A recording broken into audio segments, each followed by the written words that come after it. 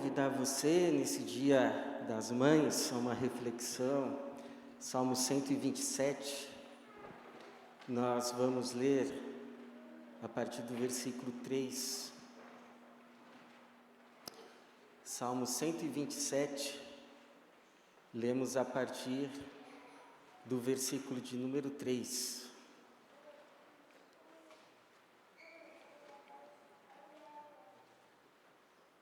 Salmo 127. Vamos ler a partir do versículo de número 3, que diz assim: os filhos são herança do Senhor, e o fruto do ventre é a sua recompensa. Como flechas na mão de um guerreiro, assim são os filhos da mocidade. Bem-aventurado o homem que com eles enche sua aljava. Quando enfrentarem os inimigos numa disputa, não serão envergonhados. Vamos orar mais uma vez. Pai bendito, obrigado por esta manhã. Obrigado, Senhor, porque o Senhor tem nos sustentado. O Senhor tem nos convencido de que somos o Teu povo e que esse momento, esse tempo, esse espaço é dedicado ao Senhor, ao culto ao Senhor, ao louvor do Teu nome, às orações coletivas, à vida em comunhão e também ao ouvir da Tua palavra. Por isso, santifica, ó Pai, esse momento agora e abençoa a Tua palavra, para que ela cumpra o propósito pelo qual o Senhor a separou para esse dia e nos a enviou. Para a Tua glória mesmo, em nome de Jesus. Amém. Essa semana eu estava ajudando minha filha a estudar para uma prova de geografia. Um dos assuntos era a taxa de natalidade. No Brasil, os casais estão optando por terem menos filhos hoje. Isso é muito perceptível. Os mais antigos costumavam ter 7, 8, 9, 10 filhos. Meu pai, por exemplo, era um dos 9 filhos da minha avó. Aí chega uma outra geração, a geração dos 2 filhos. No máximo 3. Geralmente o terceiro vinha por acidente, ou numa tentativa de ter um menino, de ter uma menina, e aí então as famílias 2 ou 3. Quando vinha o quarto, a gente já acha que está algo fora do normal. Mas agora surgem os casais que optam por nenhum filho. Nenhum filho. E claro que há casais que têm dificuldades de terem filhos, mas querem ter filhos, e por esses nós podemos orar, devemos orar, interceder.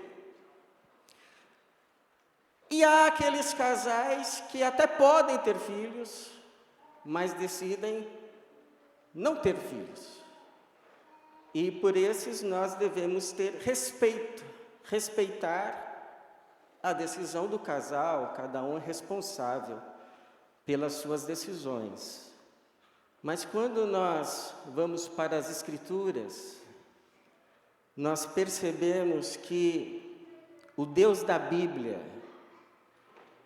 quer dar filhos, quer dar filhas para os seus filhos, para as suas filhas. É verdade que alguns e algumas ele separa para missões especiais, que se torna inviável ter filhos. Jesus falou disso. Mas no geral, ele deseja sim conceder filhos e filhas aos seus. E por quê? Porque ele deseja uma geração, uma descendência santa. em cada geração. Por exemplo, lá em Malaquias, capítulo 2, versículo 15, o Senhor, o profeta, vai dizer assim: não foi o Senhor que fez deles um só, eles lhe pertencem em corpo e espírito. Está falando do casal. E por que um só? Porque ele queria uma descendência santa. Alguns podem pensar assim: bom, Deus disse ao primeiro casal: frutificai, multiplicar, enchei a terra. Mas a terra já não está cheia, precisaria ainda se observar isto, essa vontade de Deus. Sim, porque Deus deseja uma descendência santa nessa geração e na próxima geração, gente dele, espalhada como sal por todos os setores da sociedade, no governo, nas empresas, nas escolas, nas universidades, nos comércios, nas casas, gente que se coloque nas portas para impedir a entrada do mal, impedir que o mal entre, invada e corrompa tudo, perverta tudo, destrua tudo. É o que a gente vê aqui figurado no verso de número 5, quando diz assim: bem-aventurado o homem que com eles enche sua aljava, quando enfrentar os inimigos na porta.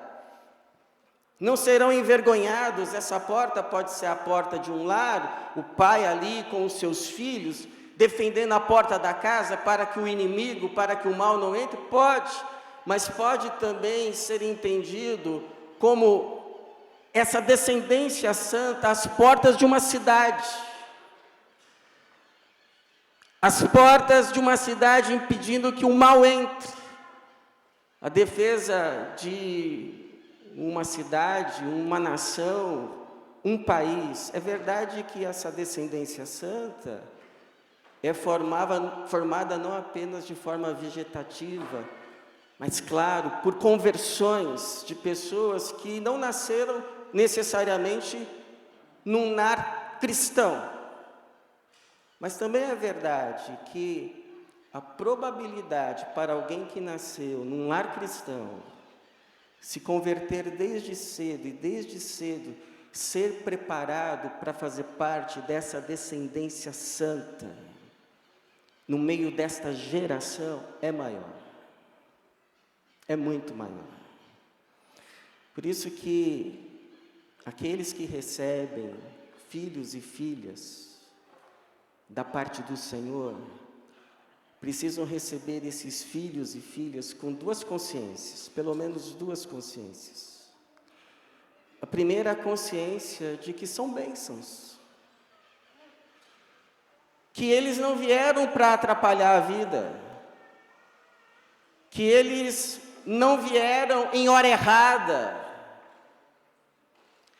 que eles não vieram para tirar, pelo contrário, o texto vai dizer que são herança. Verso de número 3, os filhos são herança do Senhor. Herança não subtrai, herança soma. Quem é que recebe uma herança e perde? Quem recebe herança ganha. Assim também, pais que recebem filhos não perdem, mas ganham não necessariamente no sentido externo, do tipo assim: agora eu vou ter alguém que me sustente na velhice. É sábio o pensamento que diz que a gente não cria filhos para nós mesmos. Vai evitar muita frustração e decepção, mas é mais no sentido de que a paternidade, a maternidade é um convite, é uma oportunidade de nos tornarmos mais semelhantes a Deus. Não só porque é um chamado a não viver mais só para si mesmo, mas também porque é uma oportunidade de conhecer melhor o coração do Senhor. Eu, quando não tinha filhos, eu tinha muita dificuldade com aquelas crianças que no supermercado pula assim de costa e começa a espernear. Eu ficava pensando assim, se fosse meu filho. Mas hoje, eu já sou mais empático. Ou é como um rapaz que sua filha nasceu, e aí me disse assim, olha, agora eu posso entender um pouco mais de como deve ter doído para Deus entregar o seu único filho. Agora, quem recebe filhos do Senhor, precisam também recebê-los com uma segunda consciência, de que recebem não só uma bênção do Senhor, mas recebem uma missão da parte do Senhor, porque esses filhos não são nossos.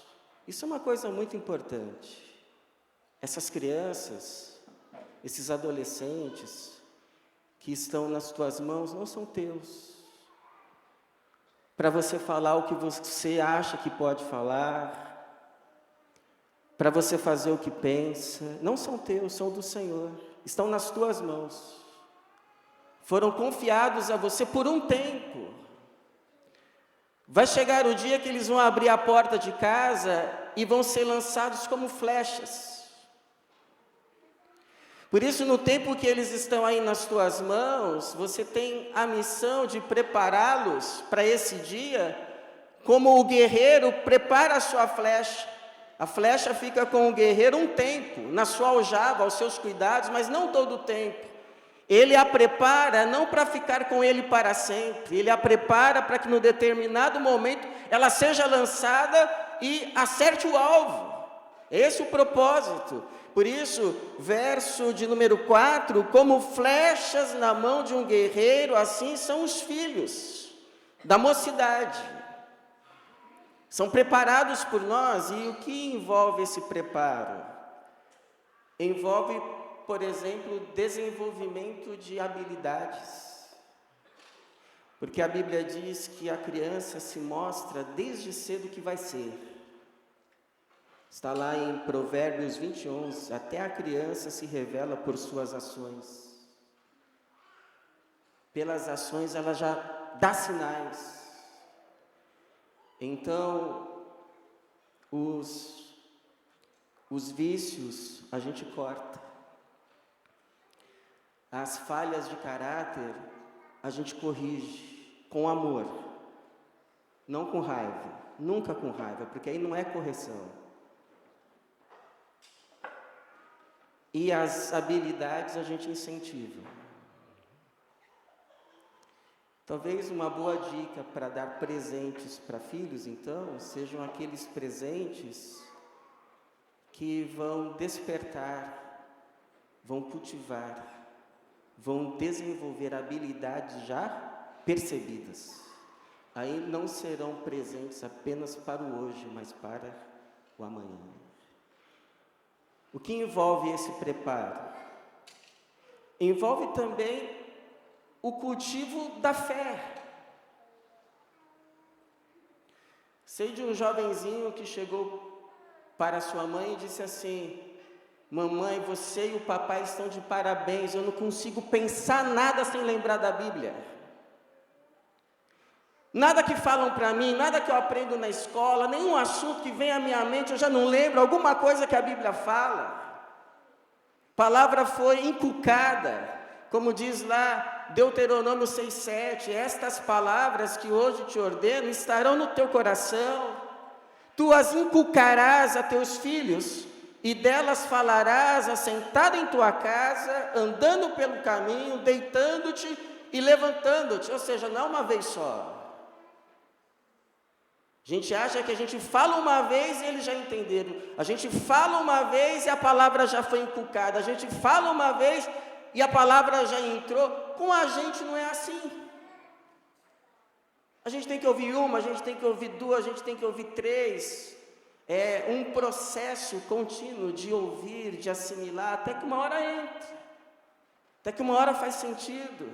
E esse preparo que nos é confiado envolve também formação de caráter.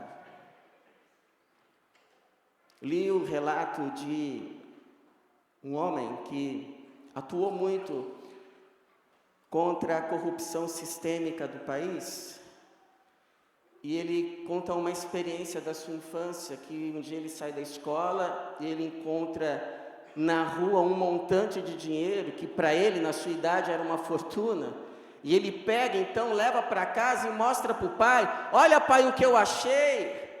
E o seu pai olha assim e diz: vai lá colocar onde você achou. Mas estava na rua, se eu deixar lá, outra pessoa vai pegar. Que pegue, mas não é teu. E se não pegarem, o dono pode voltar e achar. Ele foi lá, contrariado, mas foi. E deixou lá onde encontrou. Você pode achar exagerado, mas formou seu caráter. Porque Jesus diz: quem não é fiel no pouco, ou melhor, quem é fiel no pouco, será fiel no muito. E o contrário também é verdadeiro. Então, diante dessas coisas, eu queria dar uma palavra para os pais e depois para os filhos. Primeiro para os pais. Você olha assim para os seus filhos que você já lançou como flecha, e eles estão indo bem e fazendo diferença para bem onde estão. Amém. Louvado seja o Senhor. Se orgulhe, mas com muita moderação. Muita moderação. Continue os cobrindo com suas orações, porque, como já disse um pai, os filhos crescem e só mudam as preocupações. Continuam lutas, continuam provações, continuam tentações. Elas só mudam de tamanho, mas continuam. Você olha assim para os seus filhos que você já lançou como flecha, e ao contrário você diz: eu não criei filho para isso. Não se culpe demais. Não tem pai, não tem mãe que não erre. A gente erra querendo acertar. E além disso, tem o arbítrio dos filhos, o poder de decidir seguir ou não o caminho que você ensinou. Mas se você ensinou o caminho, não foi vão. Porque o dia que eles quiserem voltar, poderão voltar, porque conhecem o caminho. Não foi assim com o filho pródigo? Não foi assim com o filho de Billy Graham? Não foi assim com tanta gente que a gente conhece, que em um momento da vida se desviou, mas depois voltou e se tornou uma grande bênção? Por que não pode ser assim com o teu? Que seja para a glória do Senhor. E agora uma palavra para você que é filho, mas não você que é filho, que já saiu da casa do pai, saiu da casa da mãe, já formou família. Agora o assunto, as questões, é você e o seu cônjuge. Deixará o homem a casa do seu pai e da sua mãe e se unirá à sua esposa. Você pode pedir conselhos, mas agora é você e a sua esposa e você. Vocês são os responsáveis pelo lar e as decisões são tuas. Então essa palavra é para você que ainda não saiu de casa, está ainda debaixo da tutela dos pais. Você que é um adolescente, você que é um jovenzinho, uma jovenzinha. Então, você não concorda com tudo que os seus pais te dizem. E você tem esse direito. Mas você pode concordar pelo menos com uma coisa: que tudo o que o seu pai, a sua mãe fala para você, esteja certo ou errado, aos seus olhos, ela e ele sempre falam pensando no teu bem. Eu oro para que um dia você encontre um cônjuge que te ame de verdade, que realmente esteja interessado no teu bem. Mas hoje, provavelmente os teus pais são as únicas pessoas que sinceramente querem o teu bem. Então, não desobedeça só por desobedecer, só por pirraça. Considere a hipótese, pelo menos a hipótese deles estarem certos. Porque hoje eu recebo gente no meu gabinete de meia idade que olham para trás e dizem, se lamentando: os meus pais estavam certos.